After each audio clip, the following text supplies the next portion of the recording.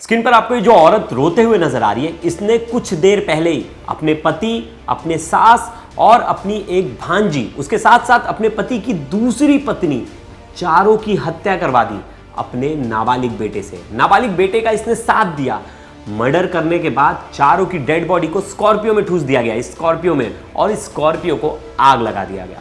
आग लगाने के बाद इन्होंने ऐसी कहानी रची, ऐसी कहानी बताई कि किसी को यकीन नहीं होगा कि ये एक्सीडेंट नहीं, मर्डर था। लेकिन इन्होंने जिसे मरा समझा वो मरी नहीं थी। यानी जो सौतेली माँ थी इस लड़के की, जिसको इसने हत्या कर कर गाड़ी में ठूस दिया था, जैसे ही आग लगी गाड़ी में, वो गाड़ी से बाहर निकली और कुछ देर तक वो दौड़ी, फिर वो जाकर खेत में गिरी और उसकी मौत हो गई।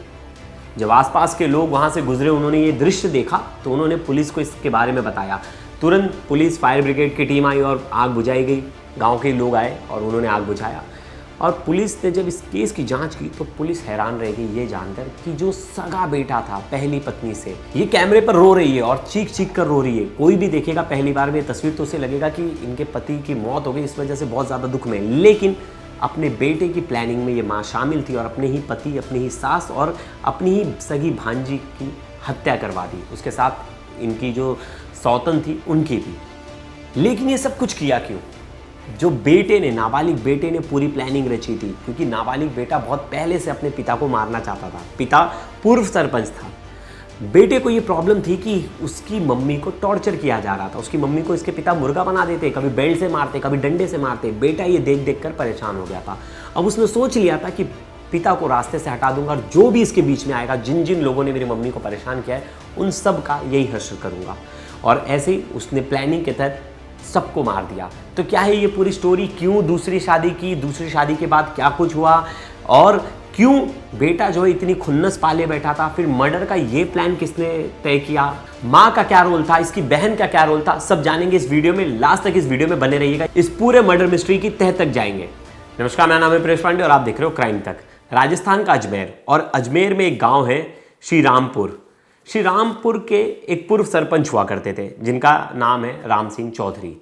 अब राम सिंह चौधरी जो थे वो सरपंच थे और गांव में उनका अच्छा दबदबा था, लेकिन थोड़े गुस्से वाले मिजाज के थे।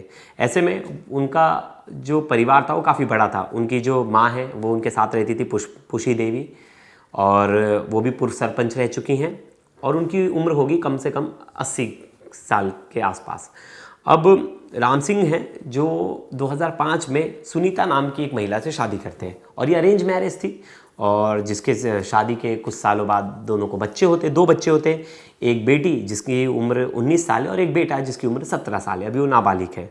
अब राम सिंह शादी के बाद एक बार वापस से सरपंच बनते हैं 14 साल बाद, और सरपंच बनते तो उनके गांव के ही एक सेक्रेटरी से उनकी लड़ाई हो जाती है। उस सेक्रेटरी को ये मारपीट करते हैं, जिसकी वीडियो सोशल मीडिया पे वायरल हो जाती है। अब ऐसा होता है कि मारपीट की वीडियो वायरल तो वो जेल में चले जाते हैं। अब वो जब जेल चले गए 2019 में, तो उनका केस लड़ने के लिए एक महिला वकील सामने आती है जिनका नाम था सुरजना देवी।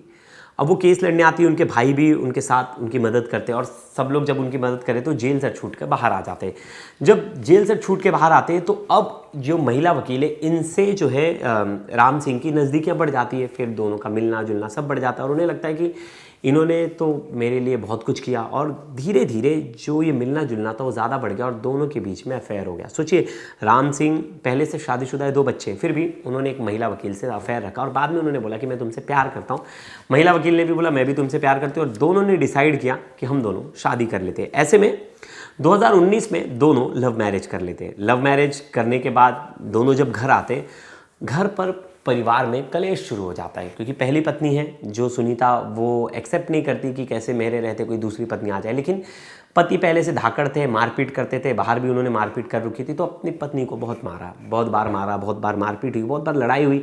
बेटा ये सब कुछ देखता था। अपनी पत्नी को यहाँ तक कि बोल देते कि मुर्गा बनो, और वो मुर्गा बन जाती थी और उसको पीटते थे। बेटा तब से अपने पिता के लिए बहुत ज़्यादा खुन्नस रखने लगा। वो आग बबूला हो गया। वो बोला कि अब मैं पिता को छोड़ूंगा नहीं, और तब से वो प्लानिंग करने लगा कि इस अपने बाप को रास्ते से हटाऊंगा, क्योंकि मेरा बाप नहीं, बाप तो बहुत ज़्यादा राक्षस प्रवृत्ति वाला आदमी है। और मारता था, इसे भी मारता था, इसकी बहन को मारता था, कहीं बाहर नहीं आने जाने देता। माँ को सिर्फ घर में नौकर बनाकर रख दिया था। इसका बेटे का आरोप था कि मम्मी को मेरी नौकर बनाकर रख दिया था, सब लोग उसे ही काम बोलते, उससे दिन रात काम करवाते। और ये देख देख कर मैं तंग आ चुका था और मैं बहुत ज़्यादा दुखी रहता था। और मैंने अपनी मम्मी को बोला था कि एक दिन तेरे पति को मैं मारूंगा। मैं तो पिता भी नहीं बोलता था मैंने, लेकिन मतलब वो जो बच्चा है नाबालिग वो बोलता था, मैं पिता नहीं बोलता था, मैं बोलता था एक दिन तेरे पति को मारूंगा जान से। माँ भी सोचती थी बेटा है गुस्से में सब चीज़ें बोल रहा है, लेकिन वो भी देख रही थी कि उसकी माँ का दर्द जो है बेटा देख रहा था। अब ये सब चीज़ें बढ़ती जा रही थी, बढ़ती जा रही थी, बढ़ती जा रही थी, आए दिन लड़ाई हो रही थी। फिर अचानक से 27 तारीख को भी घर में सब कुछ नॉर्मल था, लेकिन एक छोटी सी बात को लेकर लड़ाई होती है और उनके जो पिता हैं वो सुनीता को बड़ी बुरी तरीके से मारते हैं और बहुत पीटते हैं। अब मारपीट होता है, वो देखता है सब कुछ और वो गुस्से में जाता है ऑनलाइन जो है वो चाकू खरीदता है, ऑनलाइन चाकू मंगाता है। ऑनलाइन जब चाकू आ जाता है उसके पास, फिर बोलता है कि अब पिता को छोड़ूंगा नहीं, इसने मेरी मम्मी पे हाथ कैसे उठाया। फिर इसने अपने पिता का वेट किया क्योंकि पिता दारू भी पीते थे, तो रात को दारू पी कर आए और 27 की रात को इसने अपने पिता की हत्या कर दी, गला रेत कर हत्या कर दी। जैसी पिता की आवाज़ सुनी तो बूढ़ी दादी आई, इसने ज़रा भी देरी नहीं की, अपनी बूढ़ी दादी की भी हत्या कर दी। तुरंत फिर इसकी जो सौतेली माँ है वो आई, इसने अपने सौतेली माँ की भी हत्या कर दी। फिर एक जो बहन थी भांजी वो भी आई, इसने उसकी भी हत्या कर दी। और इन हत्याओं में साफ साफ इसकी मम्मी और इसकी जो बहन है 19 साल की, दोनों शामिल थी। अब इन्होंने बोला अब हत्या तो कर दी, अब मर्डर कर दिया, अब इस मर्डर को छुपाएंगे कैसे। फिर यहाँ ये दिमाग लगाता है, बोलता है कि इस मर्डर को हम एक्सीडेंट दिखाते हैं। तो उसकी मम्मी बोलती कैसे, बोलता है कि ट्रैक्टर से डीजल निकाल के लाते। पहले इन लोग जाते ट्रैक्टर से डीजल निकाल के लाते। अब इनके अंदर ये था कि जल्दी जल्दी कैसे भी सुबह होने वाली उससे पहले हमें इनकी बॉडी को ठिकाने लगाना है। तो इन्होंने स्कॉर्पियो की पीछे वाली सीट पर चारों डेड बॉडी डाल दी और इन्होंने स्कॉर्पियो को घर से 500 मीटर दूर ले जाकर डीजल डालकर जला दिया। अब स्कॉर्पियो जला दिया, अब वहाँ से वो तुरंत निकल गए, ज़्यादा वेट नहीं किए जैसे। और आपको पता है उसने जब आग लगाई तो पिता जिस लाइटर से सिगरेट पीते थे उसी लाइटर से आग लगाई, क्योंकि उसका कहना था कि इसने मेरी मम्मी को भी कई बार लाइटर से दागा है। अब ऐसे में आग लगा के भाग जाते हैं, लेकिन इन्हें लगता है चारों लोग मर गए, लेकिन 2 लोग जिंदा थे, मतलब अधमरे हालत में थे। यानी इसकी जो सौतेली माँ थी वो अधमरे हालत में थी। जैसी आग लगी, आग की तपन जैसी शरीर पर लगी और शरीर में जैसी आग लगी, वो तुरंत गाड़ी में से निकलकर भागी और कुछ दूर खेत में जाके गिर गई और फिर मर गई। अब यहाँ से आसपास के जो लोग थे जो वहाँ उस रास्ते से जा रहे थे, उन्होंने जैसी आग देखा वो पुलिस को बताया, ग्राम सचिव को बताया और जो सरपंच थे उन्हें बताया। तुरंत लोग आ गए, गाड़ी आ गई, टैंकर आ गया पानी का और आग जो है बुझाया गया। पुलिस मौका वारदात तक पहुंची तो देखा, पुलिस ने एक चीज़ देखकर हैरान रह गई कि एक डेड बॉडी जो है वो खेत से कहीं दूर जाकर गिरी है। तो उन्हें लगा कि शायद आग से जलकर बचने की कोशिश में गिरी, लेकिन उन्होंने देखा कि शरीर पे कट के निशान थे। जब वो कट के निशान देखे तो वो उन्हें थोड़ी परिस्थिति संदिग्ध लगी, लेकिन जब उन्होंने दरवाज़ा खोला गाड़ी का, उन्होंने देखा आगे वाली सीट पे एक भी डेड बॉडी है ही नहीं, तीनों डेड बॉडी जो है पीछे वाली सीट पे। अब यहाँ से शक जो है और थोड़ा गहराया। अब तुरंत जो है इनके घर पर पुलिस पहुंची तो ये जो उनकी पत्नी है नौटंकी करके रो रही थी, चीख चीख के रो रही थी। उन्हें खबर आ गई थी कि मेरे पति की मौत हो गई है। अब वो चीख चीख के रो रही थी तो किसी को उन पर शक नहीं हुआ, लेकिन जब इनसे पूछताछ की गई तो ये अलग अलग कहानी बताए। पहले बेटे ने बोला कि दादी की तबीयत खराब थी, ये लोग गए, तो उनसे पूछा गया कि पीछे क्यों बैठे। फिर इसने दूसरी कहानी बताई कि पापा की सिक्योरिटी छीन ली गई है, पापा के बहुत दुश्मन है, पापा के किसी दुश्मन ने मरवा दिया है। फिर उन्होंने बोला जिस आदमी से लड़ाई थी कुछ दिन पहले उन्होंने ही मेरे पिता को मरवा दिया। ऐसी तरह की बहुत सारी बातें सुन रही थी जो मेल नहीं खा रही थी। फिर पुलिस ने एक बार बोला कि घर की भी जांच करते। जब घर की जांच की तो देखिए खून के कहीं बहुत सारी जगह धब्बे थे। अब इन्होंने रात को साफ़ सफाई तो की, लेकिन एकदम अच्छे से साफ़ सफाई नहीं कर पाया और इन्होंने देखा कि इन जो पहली पत्नी है सुनीता, उसके हाथ में जख्म के निशान है। तो पुलिस को शक हुआ और पुलिस ने बोला इनकी गहनता से पूछताछ करनी पड़ेगी और आसपास के गांव वाले लोगों से इनपुट लिया तो पता चला कि इनके घर में बहुत ज़्यादा कलेश चलता था। पहली पत्नी का जो बेटा है वो बिल्कुल भी अपने पिता को बर्दाश्त नहीं करता, तो गाँव में सबको बोलता था कि इसको तो मार दूंगा मैं, इसको तो जान से मार दूंगा।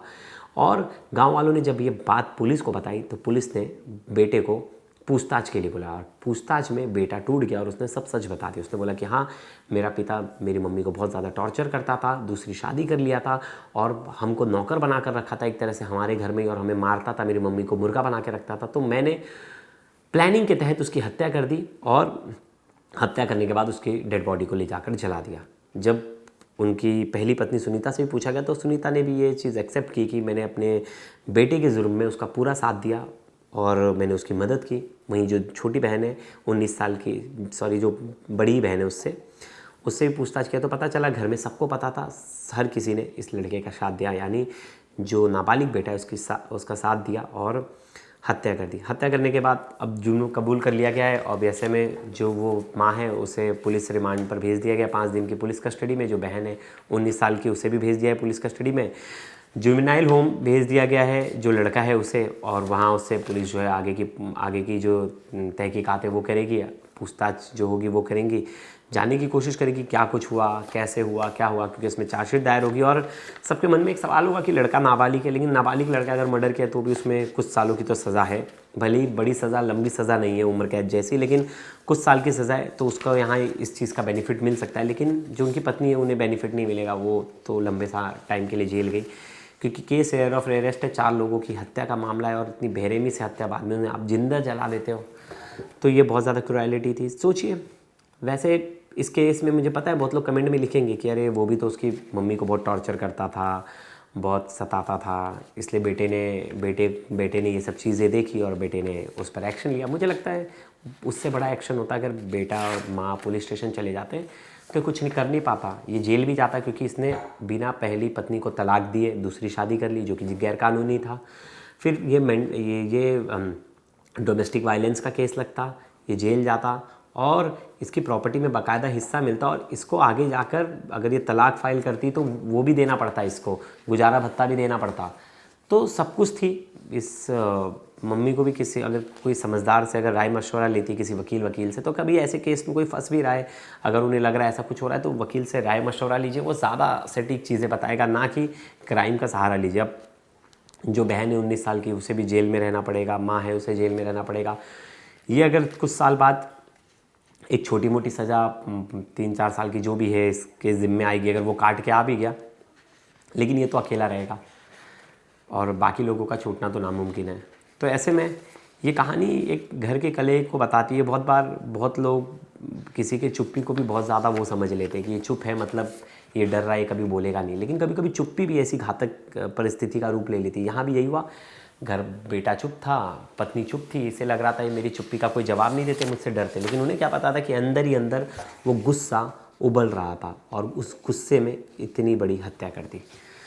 तो दोस्तों ये पूरी कहानी थी, और जाते जाते एक बार पुलिस की बाइट सुनते और वहाँ के जो गांव के लोग हैं उन्होंने क्या कुछ बताया वो बाइट सुनकर जाते हैं। तब तक के लिए धन्यवाद दोस्तों।